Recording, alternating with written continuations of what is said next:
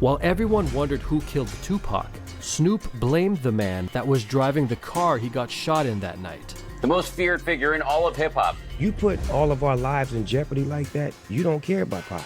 And confronted him face to face. Come up to my room, ain't gonna be nobody in there, just me and you.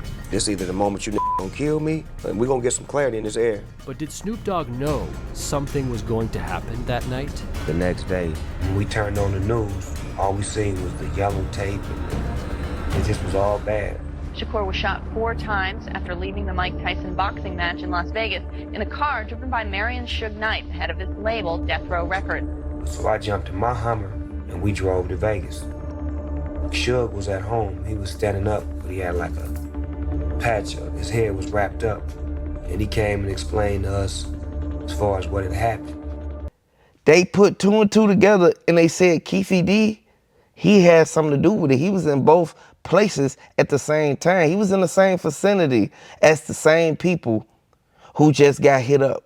I want y'all to know, man, that's sad what they did to Tupac, man. It's sad what they did to Biggie, but we all can really sit back and look at the key facts in this, man, and really understand that they wanted to do what they, you feel me, do what they did, but they ended up putting out the footage showing Tupac at the Mike Tyson fight. If they would have never instantly showed that, we would have never knew that Orlando Brown and the rest of them was standing out there, you feel me, trying to start something with Tupac. Tupac ain't in the wrong. They in the wrong for what they did.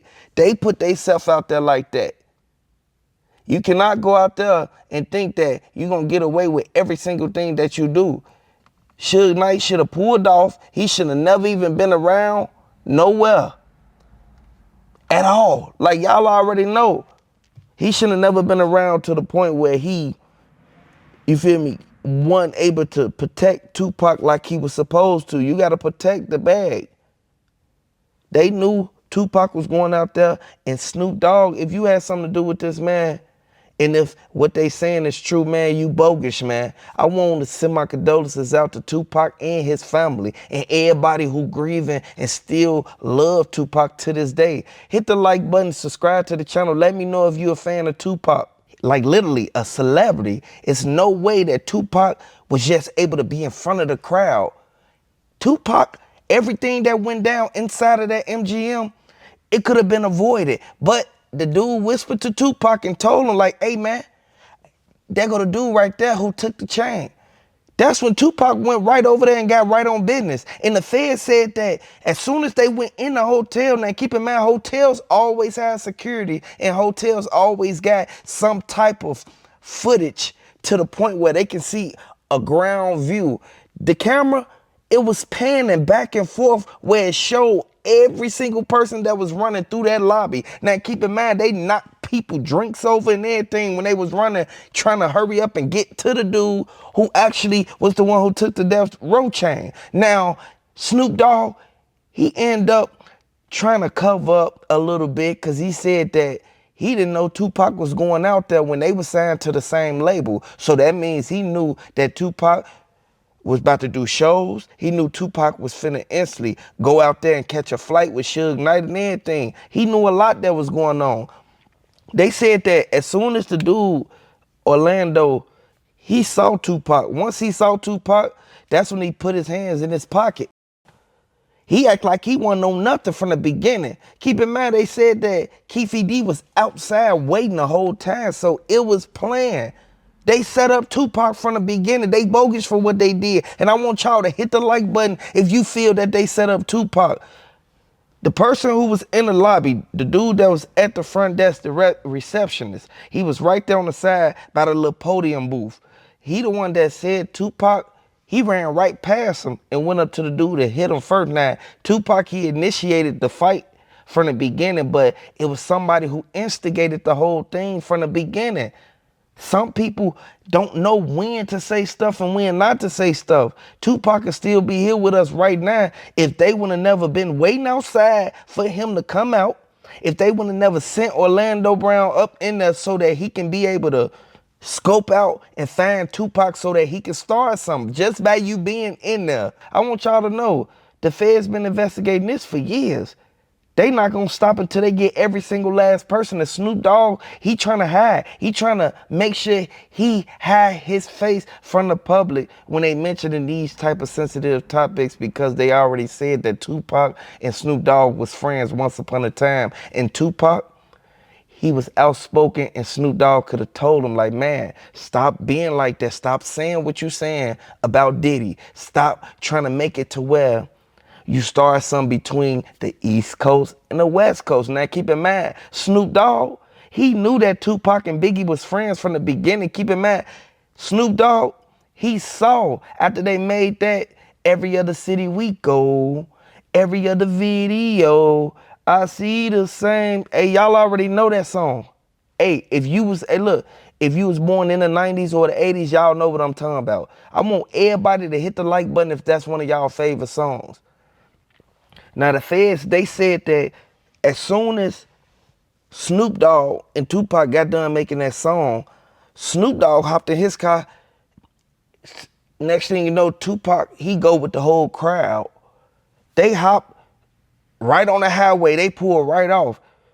The feds said that Tupac, he kept saying he don't rock with Biggie no more. Him and Biggie going through something right now. You feel me? They got into a heated conversation. Now, keep in mind, this is when everything first ignited and everything first started going on. Keep in mind, they was cool once upon a time. He said he don't want to be cool with Biggie no more because he got shot up 5 times in that hallway. Tupac said he saw Diddy pull a gun. You feel me? I don't know how true that is, but Diddy, if you pulled a gun on Tupac when you was the one that actually invited him over there, you bogus for what you did. And this is why everybody's sitting back looking at it as if you're like, yeah, Diddy.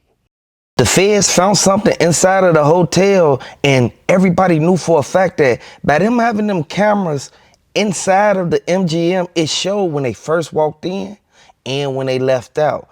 Soon as Tupac and them walked in, they see it was packed from the beginning.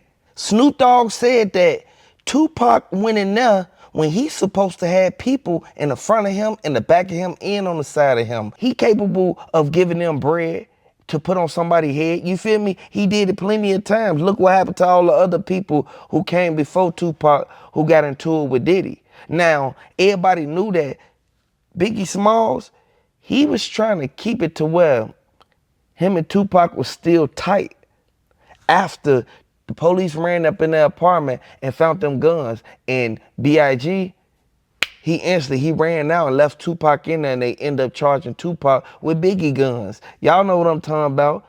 If you from the streets, you already know. Hey, look, everybody kept saying that Snoop Dogg, he was bogus for doing that, but everybody already know for a fact you cannot go out there and hang with the person that the other one was into it with. Like, come on now, man. We know for a fact how Diddy and them was getting down, but Diddy, he knew exactly what he was doing. He made them get into it with each other when they could have, like real life, been making hits right now. They could have been making hits right now to this day. And for them to even say that Tupac, he wanted to be on death row and he wanted to be the one making all the good songs and making the money, but everybody else wanted to see him like fall down, get in a whole nother like different situation, like as far as him beefing with Diddy and all that. But then look what it ended up coming to, man. They end up hitting up Tupac after he already got set up in that hallway. They knew that once Biggie started dissing Tupac, something was gonna happen to him.